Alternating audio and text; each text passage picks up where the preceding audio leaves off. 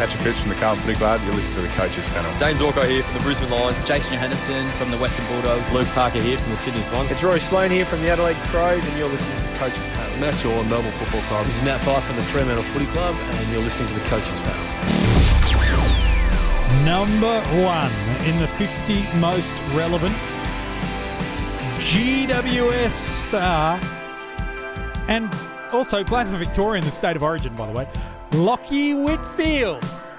Number one. No surprise, to be honest, that he's in the countdown, but is it a surprise that he's number one? I'm going to talk through some of my reasoning and thought processes throughout this episode. To do it, I've got Tim. Hello, mate. G'day, how's it going? It's good. It's nice to finally be here at the number one positioning, and a large chunk of the reason behind it is he looks likely to be a clear-cut number one forward for us, with him picking up DPP in 2020. Just the 25 years old, this player gave us some career best numbers last year, and in AFL Fantasy that included a PB score against the Blues with a 190 and an average point of just shy of 114, while in SuperCoach, 170 in that same game against Carlton was a career and a seasonal high. In SuperCoach, he's going to set you back just over 600,000, around about the 820 marker in DreamTeam, and 844,000. Tim, every year in December, Christmas arrives for us, but for fantasy coaches, it came early this year with Lachie Whitfield picking up forward eligibility. Absolutely. And as soon as that happened, you know, half the people are like, how did he get forward status? And half the people are like, I don't care. He's in my team. It's just, you know, it doesn't really matter at the end of the day. He's got it. So, you know, you got to take advantage when these things happen. You certainly do, and it was largely, your champion data have explained this a lot of the time, based on the 666. He spent a lot of time starting inside forward 50, then pushing up to the wings, and then being the one bringing great delivery of the ball inside the forward 50, and, you know, having some level of impact on the scoreboard as well. Last year, despite not being able to get to every single game, just the 16 matches last year, he did show his value to the team and to fantasy coaches who owned him. Last year, he was defensive eligible, and he showed that he was one of the best in that line, as I believe he will be in the forward lines for 2020. Last year, from the games he did manage to play, it was 26 possessions, 19 of them were uncontested, using that great aerobic endurance ability to get to contest and on the outside of every work. He averaged 8 marks, which is huge for a mid-forward, 3 tackles, 4 inside 50s, 3 clearances, and a couple of rebound 50s through there as well. Across the entire league, he didn't play every game, but he still managed to be ranked 5th for averages for marks, 10th for kicks, and 11th for uncontested possessions, and 14th for meters gained per game. He just had this incredible ability, didn't he, Tim, to find space there where there wasn't any. Use both sides of his body, those elite foot skills that he has, to rebound and to bring the ball inside forward 50. He's an incredible outside talent. Absolutely. He's obviously got the fitness to get to the spaces and the footy smarts to know where to get to, when to get there.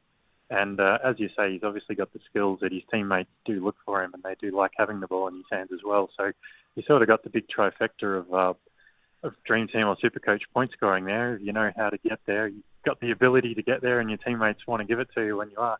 It's you know, it just kind of really, I wouldn't say broke out last year, but clearly just kicked it up a notch after the couple of years before that as well. Yeah, he did. In SuperCoach last year, he finished the year with an average of 111, which had just 3 scores below 90 all year, with one of them being an injury-impacted score.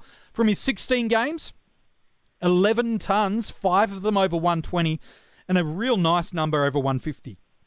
3 over 150. That included that PB score against the Blues of the 170. In AFL Fantasy, even stronger. Like in SuperCoach, just the 3 scores where he didn't manage to ton up across the year. 13 tons, which is a real strong conversion. 6 of them over 120, and an insane 2 over 160. That included that 190. That is some scary ceiling that when you put the captaincy on, boy, that was impressive. You do talk about the historical, what we've seen of Lachie Whitfield during 2018. We saw him get 12 tons in AFL Fantasy and Dream Team, half of them over 120, while in SuperCoach it was 11 tons and 3 of them over 120. And it's just one of those fascinating things to see what he's done, because I think the major reason people get concerned about Lachie Whitfield, and there is some cause for concern, and we'll break that down for you throughout this episode, but for majority of people that are a little hesitant around Lachie Whitfield, it's probably to do with the multiple injuries he suffered last year that are just turning some people away from being keen on Lachie Whitfield. Yeah, so you mentioned that he only had 3 games under 100 in both formats, and I think you said one was injury affected. I'm pretty sure 2 of them were. So I think he broke his collarbone in one, if I'm right. And another one, he actually played out the game, but he had a massive corky. That's right. Which was basically his second injury. Yeah, and I think he only scored like 30 or 40 in that game in the format. So now this is obviously for Whitfield something you can't do, but just to show the impact of his scoring, which you were talking about, if you don't count those 2 games where he got injured, his Dream Team average was actually over 120. Yeah. And his SuperCoach was up around 120. So like you were saying with captaincy and his frequency of scores above 100, basically as long as he wasn't getting injured, he's a captain option every week for you, and someone who, if you're going to average 120 as a forward, it's ridiculous and you just need to select him now. But obviously he did get those couple of injuries, and he has had a couple in the past, although not in the last couple of years before that. And he played every game in 2018. And 2017 he missed 7, but that wasn't injury related. That was the drug ban. Drug test. Yeah. So basically, for the 2 years prior to last year, he basically played every game that he was fit for. So immediate injury history, I think, not too bad. Yeah, you can't really say he's injury prone too. When one's a broken, is a collarbone, when one's a thigh, when, that's not soft tissue, continuous injuries we're seeing repeating over and over again. It's, if anything, it's just a bit of bad luck. It is, yeah, and it's it's almost like looking at Heath Shaw's record back in the day when he was at the Pies, in that he seemed to just never play 22 games in a season, but they're all different ways of achieving it, whether it's on field, off field, just various injuries. I think he'd had a bit of a hammy occasionally as well, but the Whitfield, he doesn't really have like any chronic recurring things. So I'm inclined to sort of suggest he's unlikely to get any particular injury, like you say, but at the same time, I think he's only played 20-plus games once in the last 4 years. So it kind of depends where your risk threshold is and how you evaluate it all. Yeah, right. You can build some confirmation bias through there, couldn't you? Beyond last year, the past 2 seasons before that, he played every game. He was eligible to be selected. And then before it was 19 games and 21 games. So, yes, there's multiple injuries across this year, but the most recent few seasons, I'm really comfortable to not have the injury concern. So there are 3 questions about Lachie Whitfield about that might cause concern for selecting him. But here's the reason why I've got him at number 1 in the 50 most relevant. Again, it's a subjective personal list. For you, maybe you would have put Grundy there, and that's fine. You could build a case for that. Maybe it was yesterday's inclusion of Marlon Pickett as the likely most highly owned cash cow. You could build a case for it. That's fine. Here's why I've got him as the top most relevant player. It's pretty simple.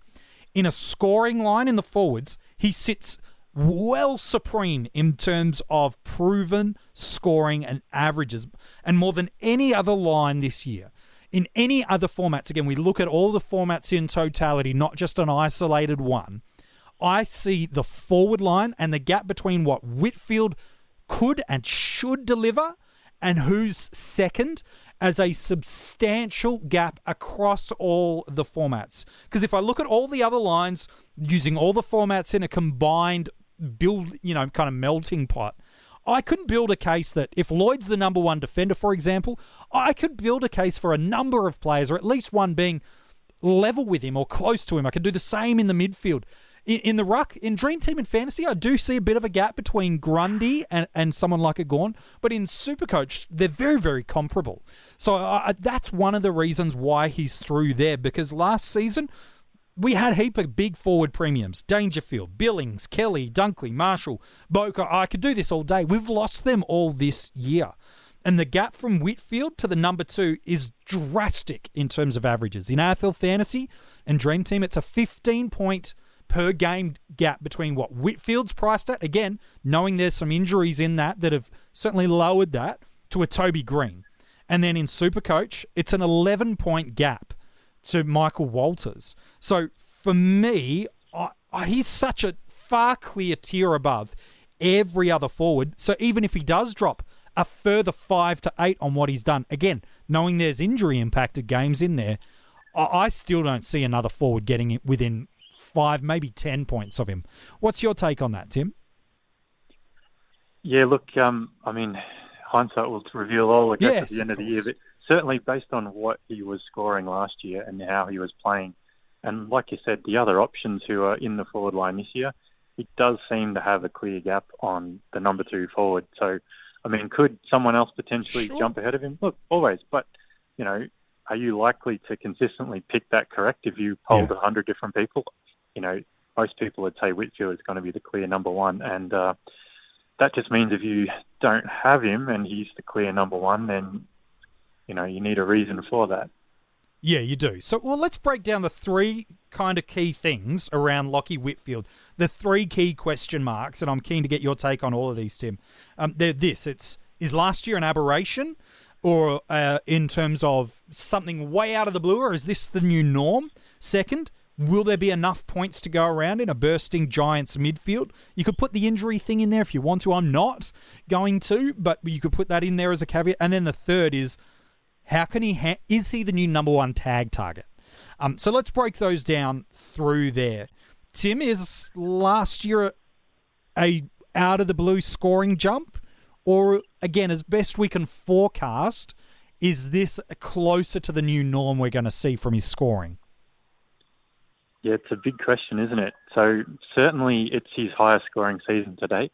But at the same time, he is a player on the up. He has gone through the development stage and the building the tank and AFL body and all that stuff and getting more responsibility. So I'd be pretty comfortable saying that, you'd be expecting him to consistently be higher than he was 2 years ago, which I think he's 17 and 18 years. He was averaging around 100. And last year was a good 10, 15 above that. So I'm pretty comfortable saying he has improved, but whether he's going to stick to his 110, 115 from last year, it's some players can, the best players can. So I know we did a couple of days ago, Grundy was number 3, and Grundy has backed it up a couple of years in a row now. Totally. There have been players in the past who've jumped up like this, like Dane Beams did a number of years ago. Barring injury, he pretty much matched it. And you had guys like Mark Murphy did it one year, was never able to replicate that. So there's no guarantee that he does, but you just need to look at his style of play. And I think when you look at whether he's going to replicate it, part of it is the role as well. The players who are coming back, is there a change in team game plan? Is there a change in coach? And there's not really much change for him, you wouldn't think. No. The only thing major really is Ward, when he does come back, is at least another body in the midfield. I know he's not really the same role. Guys like Cornelio, Josh Kelly, I think, didn't play the whole season last year, but still played a lot of games with Whitfield. So where do you see it on that? Do you see any change for him in role or in personnel? No, I don't see a drastic change through there being forecast for him. I know you can certainly build a case around certain parts of that, but no, in my eyes, I think Whitfield maintains the course in terms of role, maintains the course in terms of points. If you want to look at the differential between what he scored with Josh Kelly and without in AFL Fantasy and Dream Team last year, it was barely any difference in terms of his average. With Josh Kelly last year, it was an average of 115 in Dream Team and Fantasy. Without, it was 111. In SuperCoach, there is a little bit of a gap. It's 9 games with Josh Kelly. That was an average of 115, 7 without. And that was a dip down to 105. So, it's certainly something to keep an eye on through there, but I don't forecast such a drastic scoring readjustment because he is more of an outside player. If he was the inside bull and with Ward coming back in, sure, maybe I'd kind of hear that case built out a little bit. But I agree. Because he's an outside player more predominantly, can do inside, but more outside. Because the side love to get the ball in his hands. And has such an incredible tank and footy smarts to get to space. I think he's a brilliant option. Yes, he increased his marks tally last year. Yes, he increased his disposal tally, but he also dropped a little bit in some of his tackles. So, look, for me, I don't think either of those two have some weight. The one I'm intrigued about is about the tag. He has shown a propensity to struggle under it. Thankfully, he won't get Matt DeBoer tagging him, so that's, silver lining for him through there. Will he get it? Possibly. It probably sits very much, Tim. Probably it's one of him or Josh Kelly, and certain teams will tag certain players based on the cattle they've got, and others won't bother. Yeah, that's right. Seems to go through flux even during seasons, whether or not teams tag or who teams tag and that sort of thing. And as you said, I think he got tagged at least a couple of times last year. I think Brisbane tagged him in one of the finals, and he didn't do all that well with it. But, that's the kind of thing you gradually get used to, mostly. Yeah. We've had the players like Gaff used to struggle under it, but now Worked basically plays a similar role and doesn't really get tagged from it, either from working his way through it or teams just don't go there. You'd think Kelly would be a team that a player that other teams would prefer to shut down over him. Yeah. Whether they can manage to do that or not, or just say, look, we'll just go for Whitfield, I'm not sure. I think on the whole, it'd probably be similar to last year. I reckon he'd get nailed by a couple of teams, but I don't think it'd hit him too much or too often. Yeah, and again, you look at those scores where that ability to get that big 170, 159 in SuperCoach and 152 in SuperCoach in DreamTeam and Fantasy, that 162 against the Tigers, that 190 against Carlton, multiple scores over 130, 140. It balances out. These guys that have these occasional tag games that have ceilings like that, again, in our forward line, gosh, it's really difficult. Look, given what his ownership percentage is and what it will be, even if he does dip a little bit in injury, in a scoring, or even gets an injury at his price point, you can move him to anyone. Sometimes we can just get too cute, can't we, Tim, and just go, I'm going to take him on. He's probably, for me, the one forward you don't want to take on. He's probably one of the only few players across all lines I feel really apprehensive to take on. He's got the biggest ceiling of our forwards. He's got the highest ownership of all our forwards. He's got the highest potential of all our forwards. And chances are you will have him in your side. Could you get him cheaper? Sure. Will you be able to time that right? Probably not. Is he got some injury impact concerns? Yes, but at his price, you just trade him. We saw that last year. Those that went without Lachie Whitfield in a defender, you got hurt. And when you had him, he set your side apart from the pack of those that didn't have him. I think it's very similar in 2020. I don't see a world where I can't start my teams in any formats without Lachie Whitfield. Yep, and just on top of that, another reason to have him is he's basically the last buy round. Yeah. And he doesn't seem to have a major amount of premium options against him from that buy round either. In the forwards, yeah. Yeah, in the forwards, that's right. I mean, I think a few people probably go on Hugh Greenwood. Whether or not he's likely to end up as a premium, sure, I don't know, but he's certainly in that box to start with. But, he's as you said, he's a man apart already in the forward scoring, and then you look at who else is in that buy round, and there's no options there, is there? It's a really light on week from that perspective. So, yeah, I'm with you. I think he's a really good option. I just pick him. Don't worry about it. Just find a way. And again, if he gets injured, 50+% of the competition are going to be in the exact same dilemma space as you. So I just think, just make the move, pick him. Don't get too cute. Sometimes you can try to outsmart yourself. If you want to do that, that's fine, go for that. But with the guy that's got that ceiling, that frequency of tons, that much of a gap between him and the second place guy, in my eyes, you just got to pick him.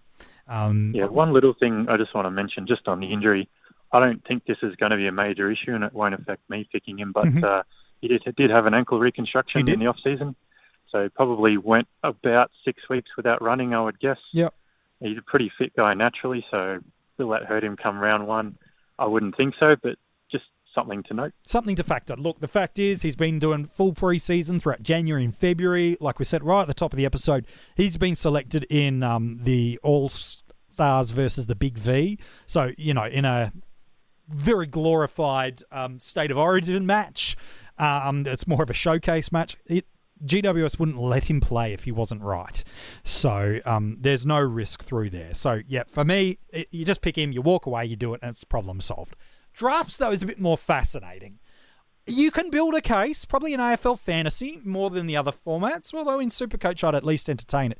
He's probably one of the only few guys that you could build a case for not going at number one if you've got, unless it's Grundy, just given, again, such a large separation between him and the rest of the forwards, and it's a pretty thin line. I don't know if I'd do it, but it's certainly one to consider, isn't it, if you have the first pick?